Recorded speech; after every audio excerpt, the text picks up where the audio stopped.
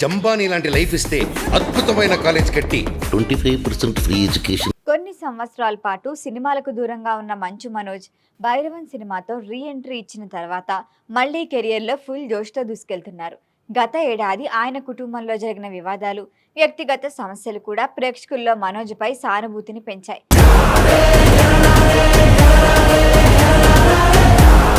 అదే సమయంలో భైరవన్ సినిమాలో ఆయన పోషించిన నెగిటివ్ షేడ్స్ ఉన్న పాత్ర ప్రేక్షకులను ఆకట్టుకుంది. హీరోగా మాత్రమే కాకుండా విభిన్న పాత్రలోనూ మెప్పించగలరని మనోజ్ నిరూపించాడు.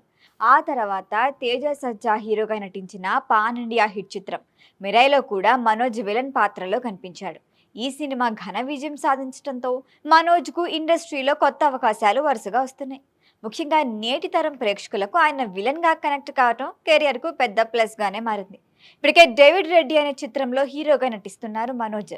తన పుట్టినరోజు సందర్భంగా మరొక క్రేజీ ప్రాజెక్ట్ను అధికారికంగా ప్రకటించారు.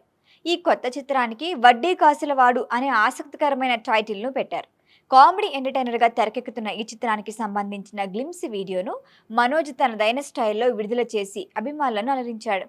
గ్లిమ్స్లో వెంకటేశ్వర స్వామిని ప్రార్థిస్తూ తన అప్పులన్నీ తీరిపోతే ఒక కాలేజీ నిర్మించి విద్యార్థులకు 25% ఫీజు రాయితీ ఇస్తా అని మనోజ్ చెప్పే డైలాగులు హైలైట్గా నిలిచాయి. ఉద్యోగం చేసుకునే ఒక యువకుడు ఎదుర్కొనే ఆర్థిక ఇబ్బందులు, జీవిత పోరాటం నేపథ్యంలో ఈ సినిమా రూపొందిస్తున్నట్లుగా తెలుస్తోంది. Manoj comedy timing, dialogue delivery వీడియోకు ప్రత్యేక ఆకర్షణగా నిలిచాయి. సోషల్ మీడియాలో ఈ గ్లిమ్స్కి మంచి స్పందనే వస్తోంది. ఈ చిత్రాన్ని ఏకే ఎంటర్టైన్మెంట్స్ నిర్మిస్తుండగా మనోజ్ కూడా సహ నిర్మాతగా వ్యవహరిస్తున్నారు. హీరోగా మళ్ళీ బలమైన కంబ్యాక్ ఇవ్వాలనే లక్ష్యంతో ఆయన స్క్రిప్ట్ల ఎంపికలో చాలా జాగ్రత్తగా వ్యవహరిస్తున్నట్లుగా తెలుస్తోంది.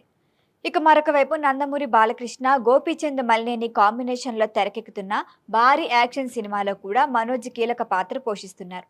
ఈ సినిమాలో ఆయన విలన్గా కనిపించే అవకాశాలు ఎక్కువగా ఉన్నాయని ఇండస్ట్రీ వర్గాల్లో టాక్. దీనిపై చిత్ర బృందం ఇంకా క్లారిటీ ఇవ్వకపోయినా అధికారిక ప్రకటన రావడంతో అభిమానుల్లో భారీ అంచనాలే ఉన్నాయి.